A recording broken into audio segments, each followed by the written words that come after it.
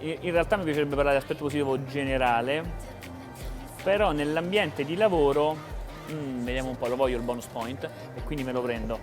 Allora, secondo me può essere molto interessante per chiunque debba fare dei lavori di photo bashing, perché ovviamente invece di andare a prendere le immagini stock, alcune immagini vengono create e quindi vanno a far parte di un lavoro, però ovviamente c'è sempre tanta lavorazione dietro, tanta elaborazione e via dicendo.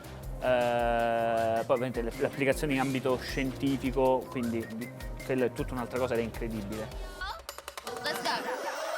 Per quanto riguarda invece l'aspetto negativo, beh, ovviamente è come viene, in realtà neanche come viene nutrita, perché è vero che vanno a rubare agli artisti e quello è orrendo, ma la cosa che mi colpisce ancora di più è come viene percepita dal pubblico, nel senso che è evidente che ci sono alcune persone che non vogliono spendere tempo per imparare una tecnica e quindi pensano di aver trovato una scorciatoia facile e questo non porta mai a nulla. Cioè, accorciare un procedimento complesso che uno conosce, top.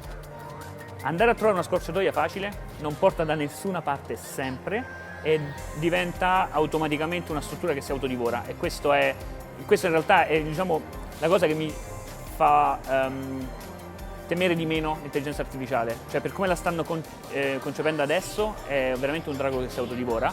Quello che rimarrà verrà utilizzato in maniera secondo me molto adeguata. In realtà l'ho scoperto di recente. L'elemento del mio stile, dei miei lavori mi piace di più. Diciamo, quando mi piace un lavoro che faccio è perché è evidente il divertimento che ci metto dentro. Cioè è evidente quanto mi sono divertito nel lavoro e tutte le informazioni che riesco a riversare. Quindi ogni volta che studio qualcosa la riesco a rimettere nel lavoro e mi diverto, top of the notch. Oltre a me, ai ai ai. Allora, questa è una battuta che stranamente nessun artista ha fatto, è lì. Allora, 3 artisti, vediamo un po', in realtà vado molto, vabbè, in realtà ti dico, uno che secondo me è mostruoso è Jakub Rebelka, su tutto, cioè come sintetizza, come utilizza i lavori, cioè è uno stile pop, ma allo stesso tempo ha una sintesi visiva, un utilizzo del colore che tende quasi all'astratto.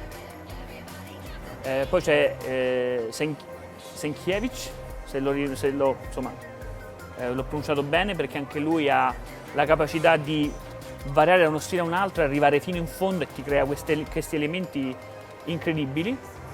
Moby Dick di Senkiewicz è un lavoro di arte contemporanea a fumetto, una roba incredibile.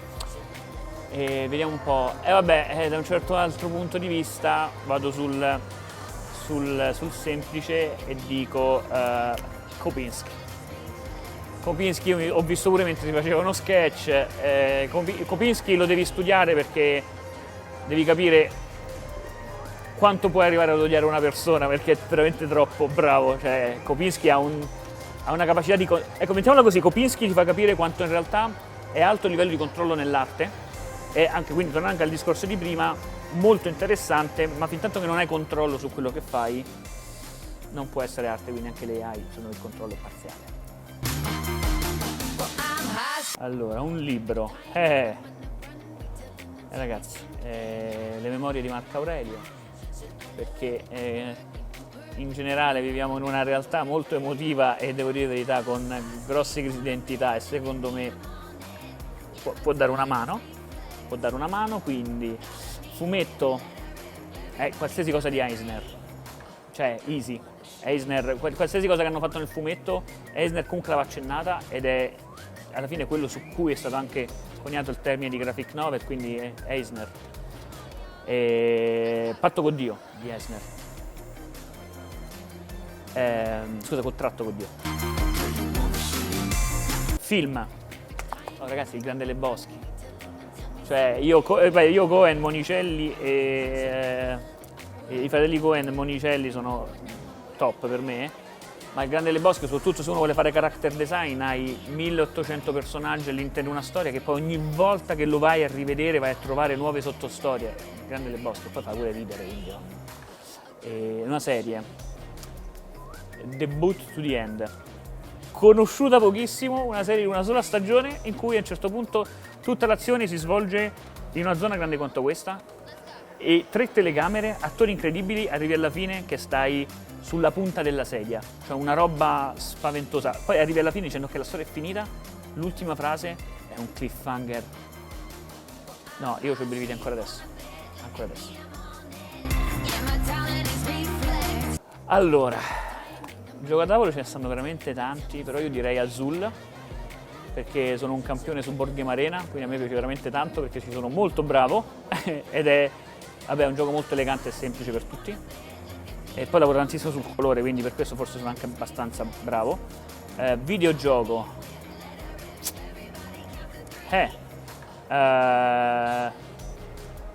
Io in realtà non gioco ai videogiochi, me li studio e basta, me li vedo, quindi è strana come cosa. Però sono indeciso tra Last of Us e Horizon Zero Dawn. Vabbè dai, no, faccio Last of Us. Last of Us, stop.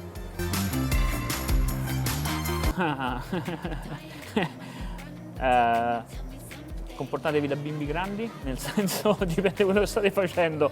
State facendo un lavoro? Andate a rileggere il brief e in alcuni casi magari il blocco nasce semplicemente perché non siete abbastanza contenti del lavoro che è uscito.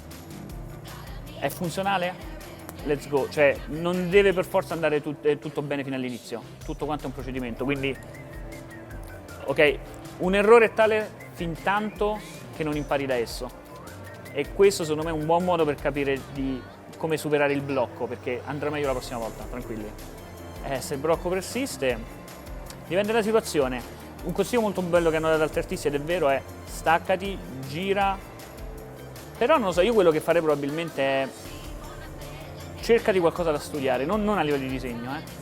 Oddio, non so cosa fare con i draghi, perfetto, vai a leggerti le fiabe di Esopo, non lo so. Se trova un qualcosa che non c'entra assolutamente nulla, vedi che qualcosa esce. E se poi il blocco persiste, probabilmente c'è qualcosa, cioè non lo vuoi fare probabilmente. Cioè il tuo cervello ti sta dicendo, forse non è la strada giusta. Un corso alla Genius? No, però. No, beh, in realtà. Allora, è terribile. Innanzitutto non fate, ve prego, dico cosa non fare, ovvero i buoni Amazon. Cioè è molto semplice fare regali agli artisti, quindi impegnatevi.